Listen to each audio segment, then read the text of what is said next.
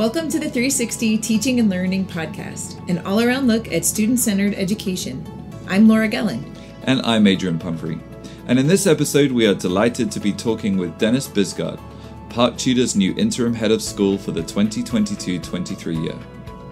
We spent some time getting to know Dennis, hear some of his priorities for the upcoming year, and discuss the unique characteristics of an interim head. Enjoy the episode. Well, Mr. Dennis Bisgaard, thank you so much for joining us here, and welcome to Park Tudor. Thank you very much. I'm thrilled to be here. Let's get an important question out the way first. I know you're of Danish heritage originally, is that right? German, Danish, yes. Okay. So in terms of Danish versus American bacon, which way is it?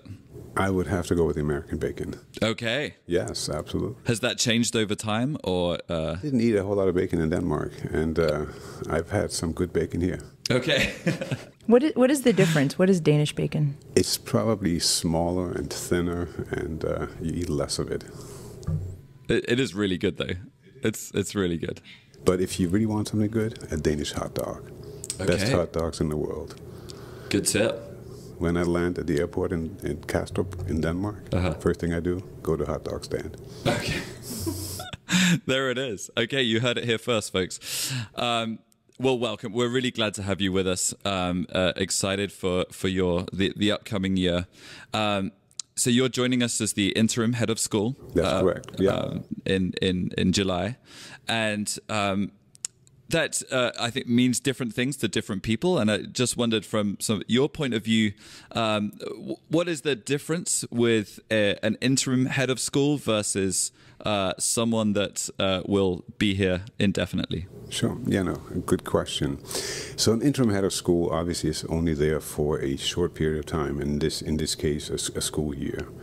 A head of school, obviously plans ahead and has strategic vision with the school about, in the long term, sustainability and health of the school.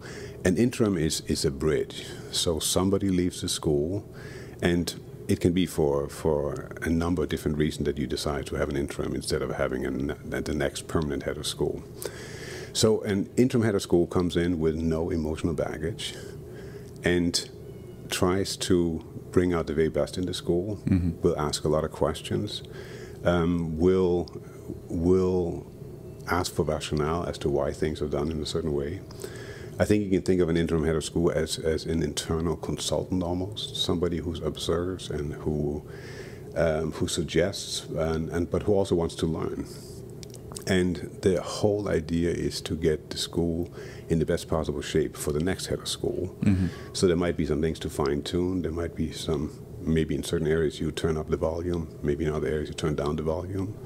So it's been an interesting journey. I've now done it twice before, so this will be my third interim head of schoolship, and I look forward to it. What's interesting is I'm curious about people. I'm curious about how different schools do teaching and learning. So I'm here also to learn, but hopefully I can be helpful in as many ways as possible. Mm-hmm. What do you like about being an interim head? Had you asked me 2 or 3 years ago, my answer would probably have been, I do not want to be an interim head of school. I actually love community. I love kids. I love adults. And there's something nomadic about coming in, being there for a year, and then leaving. And as I'm about to leave my current school, you cannot help but, wrapping your mind, heart, and arms around a school because, you cannot help but care, that the school works as best as possible. So it's been an interesting journey. It's been a learning journey, and I've probably learned more the last 3 or 4 years, having gone through two different schools, and certainly having had to navigate the pandemic, and having to navigate different narratives, different experiences. And I was an interim in Seattle, Washington last year. This year I'm an interim in Baltimore, Maryland, and next year I will be at Park Tudor. So I'm literally in 3 different parts of the country. So is that the part that you like the most? Of being able to really embrace communities and hopefully like kind of set them off on the right foot and then head to the next one in the next part of the country? Or is that a pro or a con? I like to travel. I like to experience new people. I'm not one who is. I don't think of myself as being kind of stuck in one place. I must be in one place. It's again, as part of it is a little bit in life circumstances. My daughter is a senior in high school, so rather than trying to come to a whole other part of the country and settle down there, it was actually important for us, for Monica and me, to have Sadia be able to go through high school and finish her career before she goes off to college. She happens to go to the School of Art Institute of Chicago next year. So Park Tudor, in many ways, is the perfect place for us to land right now because we are fairly close to Chicago. Mm. So in that time, so this will be your third interim headship. What have you found has been consistent through that time versus maybe what's changed with location and context? What have I think by and large, educators and employees at schools are usually very excited about their place. They're passionate, they're committed. And, I think all schools, all organizations have issues that they're dealing with. There's tension, there's friction, there's chafing. But people want joy, they want community, they want what's best for children. Students have been very resilient in the midst of a pretty chaotic last 2 years. I've seen both students and adults react in very different ways. Some are very, very anxious and fearful, understandably. Others can't wait to get back to school. So you've seen a range of emotions. And what's been interesting is how can we provide successful, wonderful learning experiences for children when their frame of minds are in many, many, many different places. So people have, I think, bent over backwards to try to differentiate, to meet the needs of students, but also meet the needs and concerns of each other. So I've seen pretty interesting community building even as we were away from each other. When I was in Seattle, it was interesting to lead a school and most of the year not actually being with people, right? So I was in the office almost every day, but school did not really commence until April or May, and there were some people at the school I never actually physically met. And when you met them, you were so used to just seeing their faces, you had no idea how tall they were, anything like it. So a lot of people surprised you. Yeah, that was quite a year to enter into that position. Absolutely. Yeah. Well, let's hope it's a nice normal year for you next year. It will be a normal year here at Park Tudor. I can already tell. Yeah. Speaking of Park Tudor, I know you've sort of visited a couple of times now, and you're getting to know the school a little bit. I wonder what do you think your priorities are for this school in particular in the coming months? I think oftentimes people think a leader comes in and now it's all about him or her and what their ideas are. For me, it's actually to absorb and get to know the school as best as possible, and to help the school as best as I can, and I don't have any magic wands, to bring out the best of itself. I think sometimes schools struggle a little bit with their overall identity and what is that identity. And I think as a newcomer who has experience in many different schools, I hope to be a sounding board and an observer that hopefully can be helpful. I plan to have lots and lots of conversation with lots of different people. I like to unpack the different narratives that might exist at a school. I think it's very important. I think a successful school is one that is closely aligned so that people together buy into vision, mission, and core values. And I think it's very important to test whether those values and thoughts are the same in the student body, amongst parents, amongst faculty, staff, amongst administrators, amongst the board. Because I think if an organization is aligned, and if you are on the same page, you can go much, much further. That's a lot of data gathering in a short space of time. But do you have any ideas? You've mentioned conversations with people, but what's your sort of MO in terms of finding these things out? You want to make yourself as much available as you possibly can. So I think oftentimes, we focus a lot on adults and on the big strategic visions, and there certainly are things, there are times you have to do so. But I very much hope that, particularly in my first months, that I can spend a lot of times on campus. And I'm a firm believer in proximity. And you want to get into classrooms, you want to get onto the sports fields, you want to see theater productions, you want to be in meetings, and you want to be in all divisions, and you want to get a sense of what is the heartbeat of the place. To give you an example, last week I was the mystery reader in the first grade. I covered a chemistry class, and believe me, you do not want me to teach chemistry, but I could be, again, you're close to students, and you get a chance to be there. I tend to go to assemblies, and a student whom I do not know well, because this is another large school I'm at in Baltimore, came up to me and asked me, "Do you want to be in a video?" I said, I don't know whether I want to be in a video. What is the video all about? Tell me more. Yeah. So this was the first time the entire upper school was in the theater together. Oh, wow. So, all 4 grades. And they wanted to play a scene where the dean of students and one of the student presidents and we were in a Star Wars fighting scene to ensure that we could have an all-school assembly again. And I was in that skit, and it was, I think, quite appreciated. Who did you play in the skit? I was the head of school who first was evil but then became good. Excellent. And is this video widely available? I could send you a copy. It'd be great to see that. Yeah. I appreciate that you're very community oriented and that you're wanting to be out in the community and within proximity. And you mentioned not just talking with people, but collecting data and being in the classrooms and really interacting with students. And I think people are going to really respond positively to that. But you also mentioned that we wouldn't want you teaching chemistry.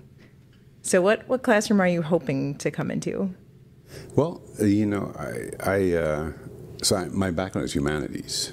I taught English, and I taught everything from the 7th grade through high school in electives. I've coached a lot, basketball, volleyball, soccer, swimming. I even was a crew coach at one point. But what that really meant was that I drove the van to the Inner Harbor. But I was a really good driver. That's right. That's right. So I'm used to being very immersed in schools. I've been an advisor early on, and I still like to, at time plop myself down at a lunch table. Sometimes that's not exactly what students want, but you want to kind of get a sense of what are they thinking. I think oftentimes in schools we don't always pay quite enough attention to what's on students' minds. And I think just like adults have agency and have good ideas, it's important to listen to the student voices, and they oftentimes have great input that we want to embrace. And if it fits with where the school is going, I think that great ideas can emerge from anywhere. Love that. And I think you talking about listening to all the different narratives, it sounds like you're an English teacher at heart. And I try to stay young at heart. So what do? I have my kids play together my music lists.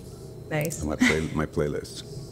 Just to stand up for my department, math teachers can listen to narratives too. Absolutely. Okay? So, absolutely. Yeah. But thinking in terms of stories and that's great that you're also young at heart and willing to play. And absolutely. Definitely. What do you think you're most looking forward to coming up? What are the main things that stand out? The first time I visited, there were very few people here because I was here during a weekend, and it's nice to now see the campus come to life. So I'm observing kind of from where I am in offices. I look forward to really getting a feel for the place.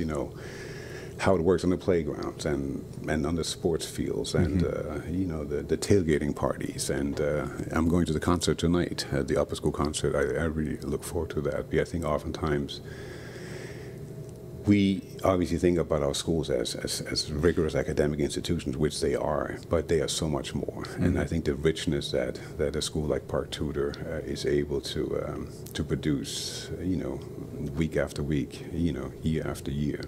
I'm already on your mailing list, so I get information about the speakers and about the events and that are taking place, and I've been very impressed of just the thoughtfulness and the deliberate approach and the range of experiences that both students and adults in the community are able to partake in.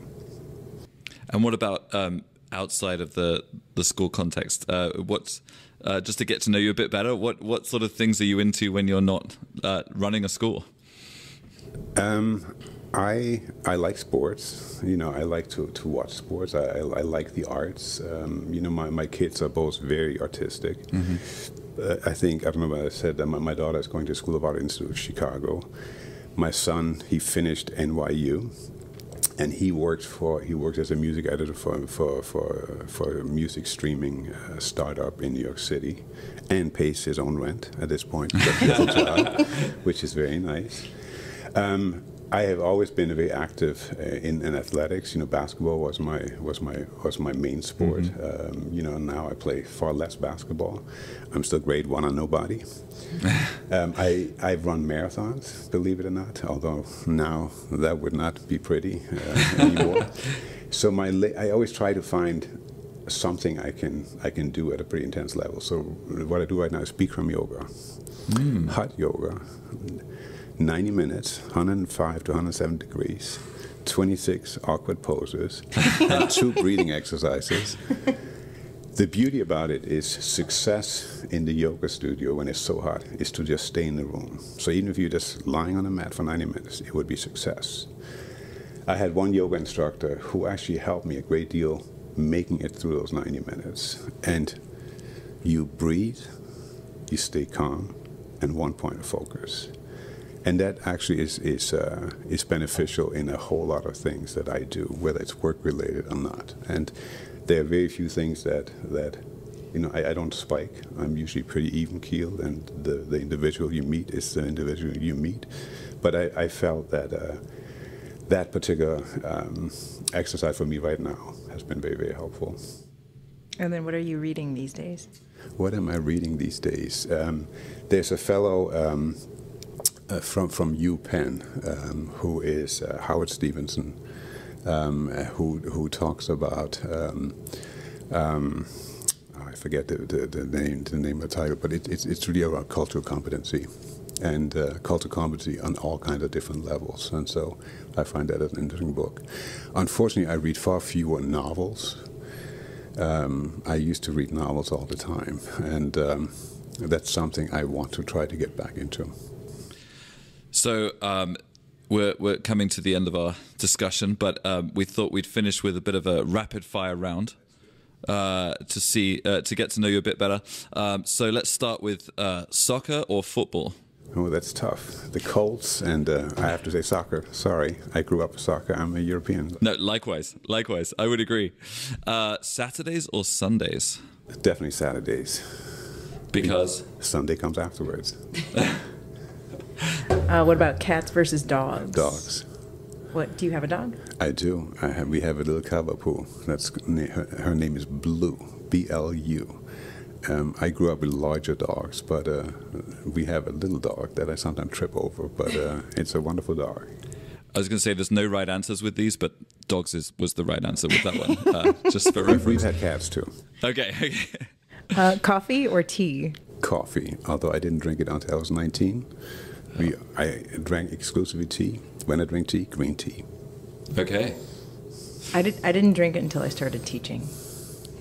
The coffee, that is? Coffee, yeah. yes. Okay. Yeah. Sixth graders got me to do that. Yeah. I needed it. Yeah. Got to keep up with the energy. Yeah. I drink a lot of coffee, probably too much, but I also don't need it. So I can cut it off. That's impressive. Yeah. That's That's what yoga does for you. There we go. Sunrise or sunset?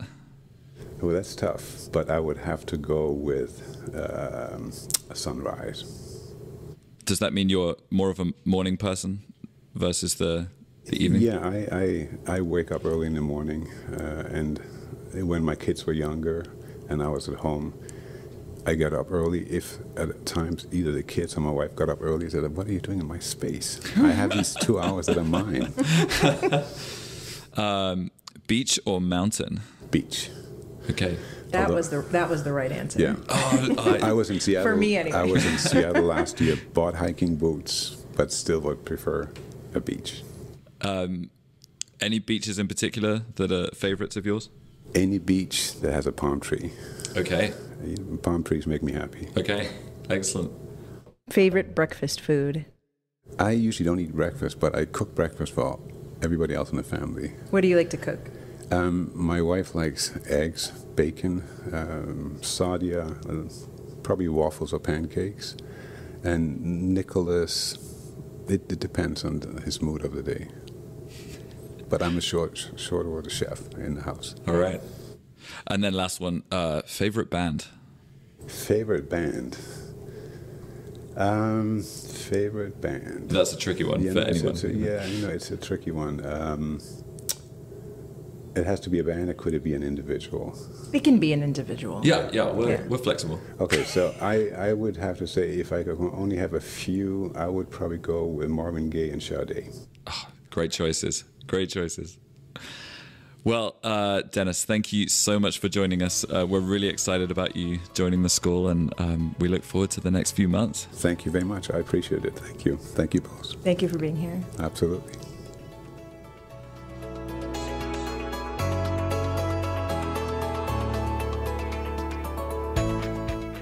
The 360 Teaching and Learning podcast is produced by Park Tudor School. Our executive producer is Brent Kneft, and our editor is Adrian Pumphrey. To listen to previous episodes of the 360 Teaching and Learning podcast, head to 360podcast.org or subscribe by searching for 360 Teaching and Learning wherever you get your podcasts.